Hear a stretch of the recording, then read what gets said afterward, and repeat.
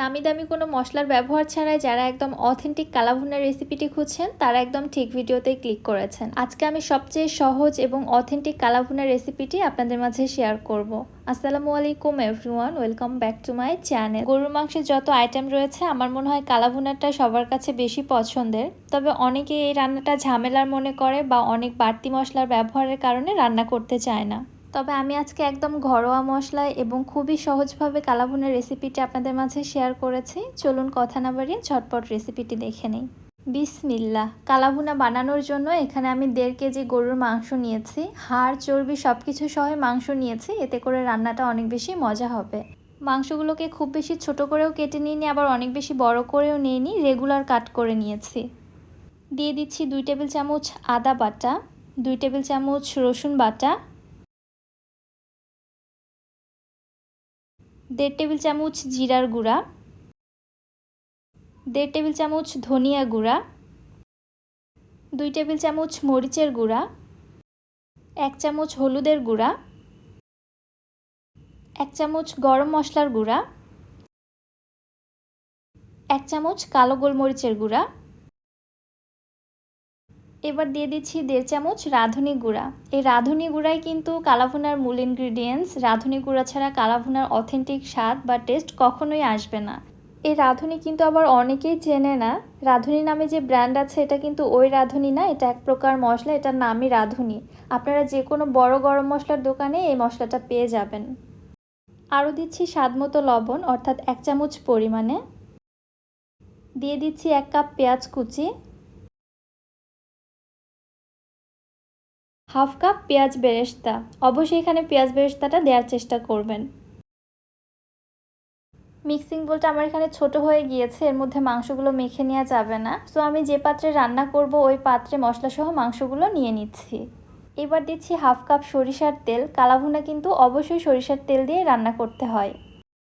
এবারে মশলাসহ মাংসটা আমি খুব ভালোভাবে মেখে নিচ্ছি। এই মেখে নেওয়ার কাজটা যত ভালো করে নিতে পারবেন কালাভুনার টেস্ট ততটাই বেড়ে যাবে। এটা আমার পার্সোনাল ওপিনিয়ন। যে কোনো হাতে মাখা মাংস রান্না করতে হলে খুব ভালোভাবে হাতে মাংসগুলোকে মেখে নিতে হয়, এতে করে আমার মনে হয় টেস্ট অনেক অনেক গুণে বেড়ে যায়।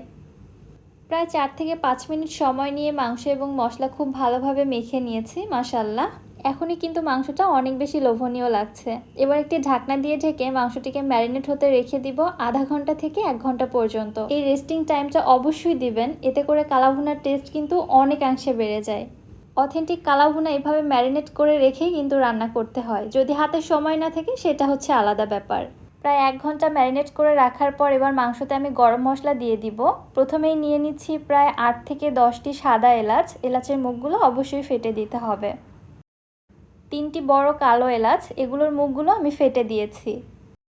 10 থেকে 12টি লবঙ্গ, 2টি স্টার অ্যানিস অথবা এটাকে তারা মশলাও বলা হয়। একটি জয়ত্রীর হাফ দিয়ে দিচ্ছি। আরও দিচ্ছি 2টি দারুচিনি, 3টি তেজপাতা এবং এখানে একটি জয়ফল নিয়েছি। এখানে সম্পূর্ণটা লাগবে না, জয়ফলের 3 ভাগের 1 ভাগ আমি এখানে গ্রেট করে দিয়ে দিচ্ছি। জয়ফলটা মাংসের মধ্যে ফ্লেভার স্পাইস সবই দিবে, আবার এটা মাংসটাকে দ্রুত সেদ্ধ হতে সহায়তা করবে। আরও দিচ্ছি 2 টেবিল চামচ হোয়াইট ভিনেগার। এই ভিনেগারটা মাংসটাকে খুব দ্রুত সেদ্ধ হতে সহায়তা করবে। চাইলে আপনারা বাদ দিতে পারেন, আর যদি মাংসটাকে খুব দ্রুত এবং সফটভাবে সেদ্ধ করে নিতে চান অবশ্যই দিবেন। সব কিছু আরও একবার ভালোভাবে নেড়েচেড়ে মিশিয়ে নিয়ে হাঁড়িটি আমি চুলায় বসিয়ে দিচ্ছি। এবার অনবরত নেড়েচেড়ে মাংসটা জাল করতে থাকবো। এখানে আগে পানি ব্যবহার করা যাবে না, মাংস থেকে যে পানিটা বের হবে ওইটা দিয়ে মাংসটাকে কষিয়ে নিতে হবে। ঢাকনা দিয়ে ঢেকে জাল করব, তাহলে মাংসটা দ্রুত সেদ্ধ হবে। এরই ফাঁকে মাঝে মাঝে ঢাকনাটা উঠিয়ে অবশ্যই নেড়েচেড়ে যেতে হবে, যেন প্যানের তলায় মাংসটা লেগে না যায়। এর মধ্যেই দেখতে পাচ্ছেন মাংস থেকে প্রচুর পরিমাণে পানি ছেড়েছে। আপনাদের কাছে এই পানিতেই যদি মাংসটা পুরোপুরিভাবে সেদ্ধ হয়ে যায় তাহলে পরবর্তীতে আর পানি অ্যাড করার প্রয়োজন নেই। মাংসের এই পানিতেই মাংসটাকে খুব ভালোভাবে স্লো কুকে রান্না করে নেবেন। আমি চুলার হিটটাকে বেশি বাড়িয়ে দিইনি, স্লো কুকেই রান্না করছি, কারণ কালাভুনা একটু সময় নিয়ে স্লো কুকেই রান্না করতে হয়। মাংসের পানি সম্পূর্ণ টেনে এসেছে, তবে আমার কাছে মনে হয়েছে মাংস সেদ্ধ হতে আরও কিছুটা পানির প্রয়োজন আছে। এখানে আমি আরও 1 কাপ থেকে 1.5 কাপ পরিমাণে গরম পানি দিয়ে দিলাম। অবশ্যই গরম পানি দিতে হবে, এখানে ঠান্ডা পানি দেওয়া যাবে না, তাহলে মাংসটা কিন্তু সফট হবে না। একইভাবে ঢাকনা দিয়ে ঢেকে আবারও সিদ্ধ করে নিচ্ছি মাংসগুলোকে। মাঝে মাঝে ঢাকনা উঠিয়ে অবশ্যই নেড়ে যেতে হবে যেন প্যানের তলায় লেগে না যায়। এই পর্যায়ে মাংসর গ্রেভি বা ঝোলটা অনেকটাই কমে এসেছে। অনবরত নেড়ে চেড়ে মাংসটা কালো হয়ে আসা পর্যন্ত জাল করে নিব।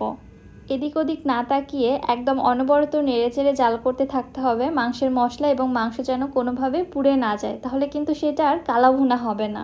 জাস্ট মাংসের মধ্যে এরকম একটা কালচে বর্ণ চলে আসবে, তাহলে বুঝতে হবে রান্নাটা প্রায় শেষের দিকে।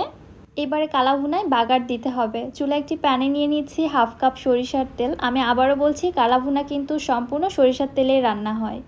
5 থেকে 6টি শুকনো মরিচ, মরিচটা তেলের সাথে একটু ভেজে নিচ্ছি মরিচের সুন্দর একটা ফ্লেভার আসা পর্যন্ত। মরিচটা ভাজা হয়ে গেলে দিয়ে দিচ্ছি একটি আস্ত রসুনের কোয়া। রসুনের কোয়াগুলোকে ছেড়ে আমি ছোট চিকন করে কেটে নিয়েছি।